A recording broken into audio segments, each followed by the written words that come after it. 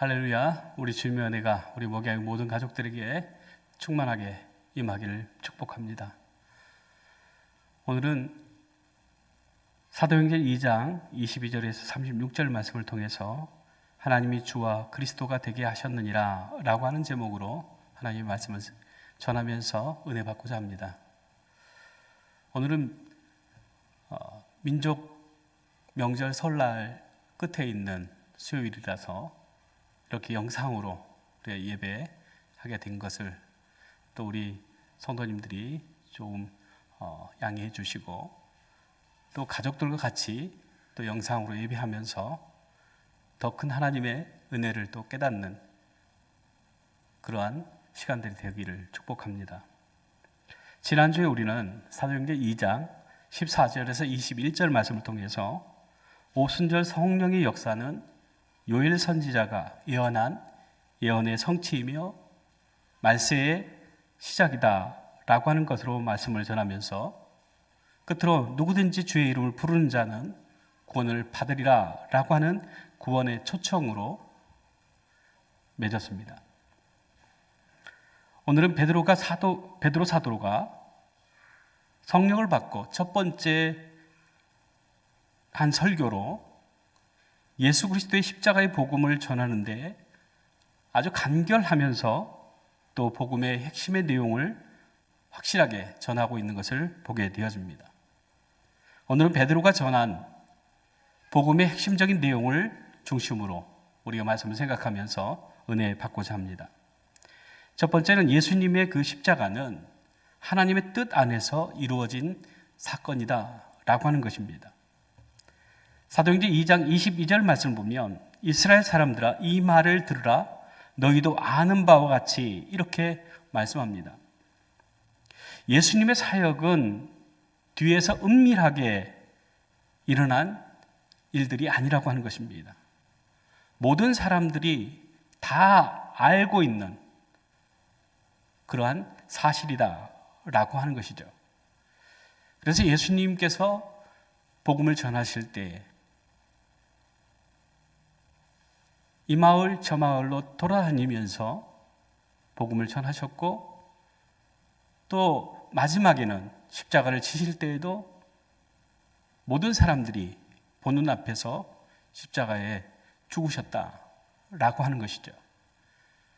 또한 부활하시고 승천하실 때도 마찬가지로 많은 사람들이 그 모든 되어진 일들을 확실하게 보고 또한 목격했다라고 하는 것을 얘기를 하고 있습니다. 그래서 너희도 다 아는 것이다 이렇게 베드로는 얘기를 하고 있습니다. 그러면서 22절 하반절에 보면 하나님께서 나사렛 예수로 큰 권능과 기사와 표적을 너희 가운데서 베푸사 너희 앞에서 그를 증언하셨느니라 이렇게 말씀합니다. 하나님께서 나사렛 예수를 통해서 큰 권능과 기사와 표적을 행하심이 무엇 때문이냐 이렇게 묻고 있는 거죠. 그것은 너희 앞에서 예수님이 누구인가를 알게 하고자 하는 것이다 라고 하는 것입니다.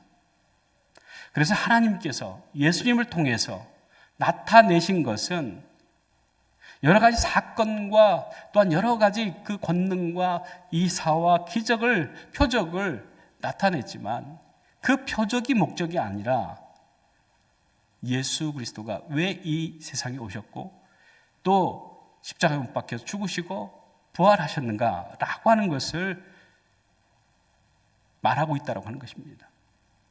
그래서 너희 앞에서 예수님이 누구인가를 나타내는 것이다. 증언하는 것이다. 이렇게 얘기를 하고 있습니다. 그러면서 사도행전 2장 23절에 그가 하나님께서 정하신 뜻과 미리 아신 대로 내준 바 되었거늘 너희가 법 없는 자들의 손을 빌려 못 박아 죽였다. 이렇게 얘기를 합니다. 예수님 십자가를 지시는 그 십자가의 사건은 하나님께서 정하신 뜻과 미리 아신 계획대로 이루어진 일이다라고 하는 거예요. 그러니까 예수님이 십자가에 못 박혀서 죽으신 것이 하나님의 뜻, 하나님의 그 미리 정하신 일이다. 이렇게 얘기를 하고 있는 것입니다. 그러면서 그 예수를 너희가 법 없는 자들의 손을 빌려서 못 박아 죽였다. 이렇게 얘기를 하고 있는 거죠. 이 말씀은 하나님의 주권과 인간의 죄를 동시에 얘기를 하고 있습니다. 예수님의 십자가의 사건을 통해서 하나님께서 보여주시는 것은 하나님의 그 구원의 계획이 이미 예언자들을 통해서 구약에 약속된, 언약된 말씀이다. 미리 알게 하신 일이다. 이렇게 얘기를 하고 있죠. 그래서 이사야서 53장 10절 말씀 보면 여호와께서 그에게 상함을 받게 하시기를 원하사 질고를 당하게 하셨은즉 그의 영혼을 속건제물로 드리기에 이르면 그가 씨를 보게 되며 그의 날은 길 것이요 또 그의 손으로 여호와께서 기뻐하시는 뜻을 성취하리라. 이렇게 말씀합니다. 여기서 우리가 주목해 보아야 될 말씀이 있습니다. 그것은 여호와께서 그에게 상함을 받게 하시기를 원하셨다라고 하는 것이에요. 그래서 질고를 당하게 하셨다라고 하는 것입니다. 상하고 또한 질고를 당하는 고난을 하나님께서 원하셨다라고 하는 것이죠. 즉 예수님이 십자가에서 고난 당하시고 죽임을 당하신 것은 하나님의 능력이 부족한 것도 아니고 그 일을 모르신 것도 아닌 하나님의 구속의 계획 안에 있는 일들이었다라고 하는 것입니다. 그럼 왜 이 십자가의 고난, 죽음을 하나님께서 그 아들 예수 그리스도께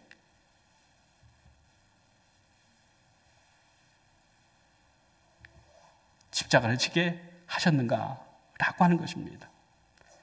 예수님 십자가를 지고 죽으신 것은 속건제물이었기 때문이라고 하는 것입니다. 속건제라고 하는 것은 죄에 대한 배상적 제사를 얘기를 합니다. 즉 말이 아니라 짐승의 죽음과 피를 흘리게 해서 죄를 대신하는 대속적 보상의 의미가 있다라고 하는 것입니다. 그래서 이사야 선지자는 고난을 받고 십자가에서 죽으신 예수님은 제사적인 그러한 대속의 죽음이었고 또한 그 대속의 죽음이 갖고 있는 그러한 의미가 있다라고 하는 것을 얘기를 합니다. 이것을 세례 요한은 요한복음 1장 29절에 이렇게 얘기를 합니다. 요한이 예수께서 자기에게 나오심을 보고 이르되 보라 세상 죄를 지고 가는 하나님의 어린 양이로다. 이렇게 얘기를 합니다. 세상 죄를 지고 대신 십자가에서 어린 양처럼 대속의 제물이 될 것을 미리 알게 하는 말씀 아닙니까? 베드로는 그 자리에 모인 사람들에게 예수님이 예수님을 십자가에 못 박아 죽게 한 자신들의 죄를 직면하게 하신 것입니다. 복음은 인간이 자신의 죄의 책임을 직면해야 된다라고 하는 것이에요. 그래서 내가 얼마나 큰 죄인인가라고 하는 것을 우리가 직면할 때에 우리는 복음을 듣고 복음을 믿게 되어진다라고 하는 것입니다. 그래서 내가 정말 십자가에 못 박아 죽으신 예수님이 내 죄를 대신해서 죽으셔야 됐던 그 이유를 우리가 깨달을 때에 우리는 비로소 예수 그리스도를 나의 구주, 나의 하나님으로 영접할 수 있다라고 하는 것입니다. 그래서 정말 예수님이 십자가에 못 박여서 찢기시고 상하시고 죽임을 당한 그 예수님을 하나님께서 어떻게 하셨는가 라고 하는 것을 우리가 보아야 됩니다. 사도행전 2장 24절 말씀 보면 하나님께서 그를 사망의 고통에서 풀어 살리셨으니 이는 그가 사망에 매여 있을 수 없음이라 이렇게 말씀합니다. 사람들은 죽으면 끝난 것으로 생각을 합니다. 그런데 베드로는 죽음이 끝이 아니라 그 이후에 삶, 부활이 있음을 선포하고 있습니다. 이사야 선지자도 이사야서 53장 10절 말씀 중반절에 그의 영혼을 속건제물로 드리기에 이르면 그가 씨를 보게 되며 그의 날은 길 것이요 이렇게 말씀합니다. 예수님이 속건제물이 되셔서 십자가에 못 박혀서 피 흘려 죽게 되어지면 씨를 보게 된다는 겁니다. 이것은 죽음이 끝이 아니라 새 생명의 씨, 새 생명의 시작이 있음을 말씀하고 있는 것입니다. 그리고 그 생명은 영원한 생명이 되어지는 거예요. 즉 예수 그리스도의 그 부활의 생명은 영원한 생명이라고 하는 것을 말씀하고 있습니다. 그래서 바울은 예수 안에 있는 그 부활의 생명에 대해서 사도행전 13장 34절에 이렇게 얘기합니다. 하나님께서 죽은 자 가운데서 그를 일으키시사 다시 썩음을 당하지 않게 하시기를 가르쳐 이르시되 내가 다윗의 거룩하고 미쁜 은사를 너에게 주리라 이렇게 말씀하고 있습니다. 하나님께서 죽은 자 가운데서 그를 일으켜 주신다라고 하는 거예요. 그리고 다시 썩지 않는 생명, 영원한 생명을 우리에게 주신다라고 하는 말씀입니다. 베드로는 시편 16편에 다윗의 그 고백을 이렇게 기록하고 있습니다. 사도행전 2장 27절에서 28절 말씀 보면 내 영혼을 음부에 버리지 아니하시며 주의 거룩한 자로 썩음을 당하지 않게 하실 것이므로다. 주께서 생명의 길을 내게 보이셨으니 주 앞에서 내게 기쁨이 충만하게 하시리로다. 이렇게 말씀합니다. 다윗은 지금 자기 자신의 죽음과 또한 썩음을 보았다라고 하는 것이에요. 죽으면 썩어서 모든 것이 끝나고 없어지는 것으로 얘기를 하는 것이 아니라 주의 거룩한 자, 즉 예수 그리스도 안에 있는 부활의 생명을 주셔서 그 부활의 생명, 영원한 생명으로 주 앞에서 기쁨이 충만하게 하신다라고 하는 것을 말씀합니다. 그런데 그 다윗이 어떻게 됐느냐? 우리가 정말로 그 다윗이라고 하는 인물은 이스라엘 백성들에게는 정말 그 존재 자체가 자랑이고 또한 그들에게는 자부심이 되는 것 아닙니까? 그 예수 그리스도께서 부활의 생명, 영원한 생명을 주심으로 기뻐하며 즐거워하는 그러한 것들을 다윗은 보았습니다. 그러나 이 다윗은 이미 죽어서 무덤에 묻혔고 또한 이미 그 몸은 썩어서 흙이 되어져 버리는 그러한 상태였습니다. 그래서 사도행전 2장 29절에 다윗이 죽어 장사되어 그 묘가 오늘까지 우리 중에 있도다 이렇게 얘기를 합니다. 다윗의 묘가 우리 중에 있다. 즉 부활의 생명을 예언한 다윗은 죽어서 묘에 있지만 예수님은 부활의 생명으로 다시 살아나셨다라고 하는 사실이죠. 그래서 예수님의 그 부활, 그 예수님의 그 생명, 그 생명을 기뻐하며 즐거워하는 그 것들을 본 이 다윗은 인간의 몸을 입고 있었기 때문에 죽었고 또한 무덤에 묻혔지만 하나님의 영원한 생명, 예수 그리스도 안에 있는 부활의 생명은 다시 살아날 뿐만 아니라 또한 영원한 생명, 하나님의 나라, 천국을 바라보게 한다라고 하는 것이에요. 예수님은 지금 부활하셔서 하나님의 우편에 계십니다. 그러나 예수님을 믿었던 많은 사람들은 지금 죽어서 땅에 묻히고 흙으로 묻은 것이 돌아갔지만, 그러나 부활의 때 다시 살리시는 하나님의 그 날에 새로운 생명, 영원한 썩지 아니하고 죽지 아니하고 영원히 사는 그 생명으로 다시 살아나게 될 것을 말씀하고 있습니다. 그러면서 사도행전 2장 33절에 이렇게 얘기합니다. 예수님께서 십자가에 못 박혀 죽으시고 3일 만에 다시 사신 예수님이 어떻게 되셨느냐?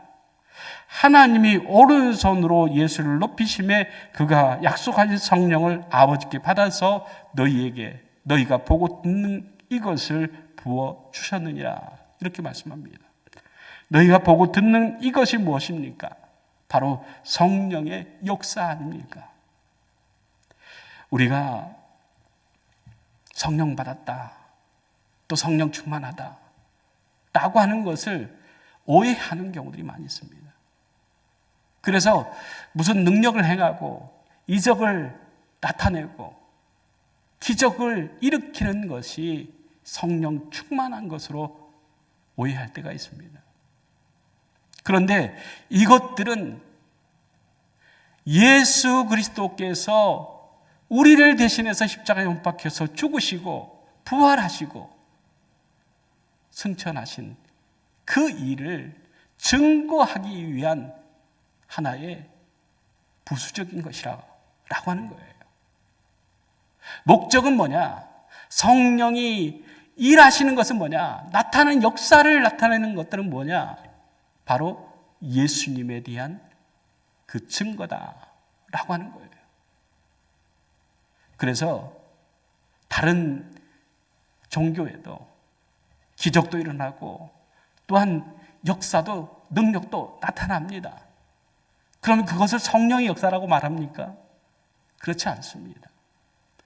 성령의 역사는 예수님께서 이 땅에 오셔서 우리를 구원하시는 구원자가 되시기 위해서 십자가에 못 박혀서 우리 죄를, 우리의 허물을 대신해서 죽으시고 사흘 만에 다시 살아나시고 하나님의 영원한 저 천국에 계신다라고 하는 그 사실을 증언하게 하는 것이 목적이다라고 하는 거예요. 그래서 성령 충만하다라고 하는 것은 그 입술을 통해서 하나님의 하신 일들을 말하게 되어지는 것, 하나님의 그 복음을, 예수 그리스도를 통한 복음을 증언하게 하는 것이 성령의 충만함이다 라고 하는 것이죠. 그래서 예루살렘 초대 교회의 공동체는 기사와 이적과 표적이 목적이 아니라 예수 그리스도께서 하나님의 아들 되심과 그 하나님의 아들이 하나님께서 세우신 그 구원의 계획에 순종해서 이 땅에 오실 뿐만 아니라 십자가에 못 박혀서 죽으시고 부활하셔서 부활의 생명, 영원한 천국을 바라보는 믿음을 갖고 살아가도록 그것을 전하는 일이 성령의 충만함의 역사다, 이렇게 보게 되어지는 것입니다. 복음은 누구든지 주의 이름을 부르는 자는 구원을 받는다라고 하는 기쁜 소식을 때를 얻든지 못 얻든지 전하는 것이 되어집니다. 그래서 베드로는 끝으로 예수님이 어디에 어떻게 계신가 라고 하는 것을 증거하면서 말씀을 마치고 있습니다. 사도행전 2장 36절 말씀입니다.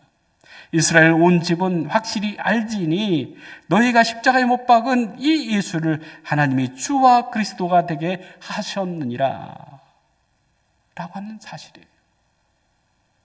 예수가 주 되시며 예수가 그리스도가 되신다라고 하는 그 사실을 전하는 것이 바로 우리 믿는 자들, 예수 그리스도의 그 십자가의 구원을 받는 사람들, 그들이 전할 소식이 되어진다라고 하는 거예요.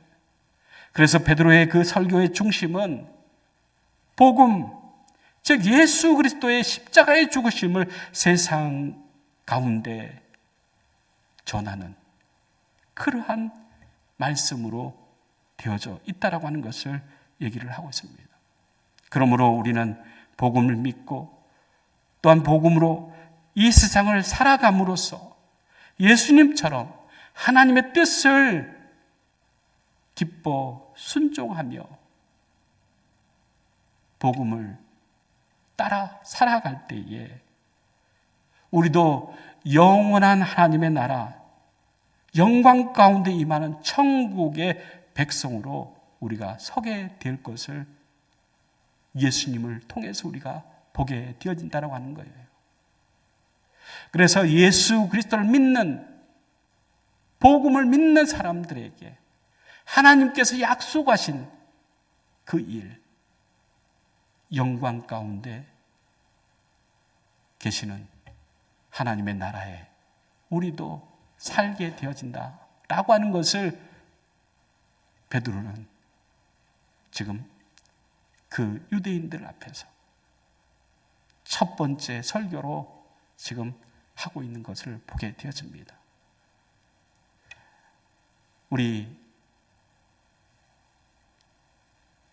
명절을 맞이해서 사방에 흩어졌던 친지들이 또한 가족들이 한자리에 모여서 정말로 이런 얘기 저런 얘기를 나눌 것인데 그 모든 이야기들 가운데 정말 우리가 으뜸돼야 될 말은 바로 예수 그리스도를 부르는 자, 주의 이름을 부르는 자는 구원을 얻는다라고 하는 복음이 그 자리에 선포되어지고 복음을 듣는 자들이 그리스도의 영원한 생명을 얻는, 천국을 얻는 그러한 자리가 되어지기를 간절히 주의 이름으로 축복합니다. 기도드리겠습니다. 사랑의 하나님, 참 감사합니다. 설 명절을 맞이해서 사방에 흩어져 생활하던 가족들이 한자리에 모여서 예수 그리스도가 주가 되시고 그리스도가 되심을 믿고 예배하는 귀한 자리에 주의 영이 충만하게 임하셔서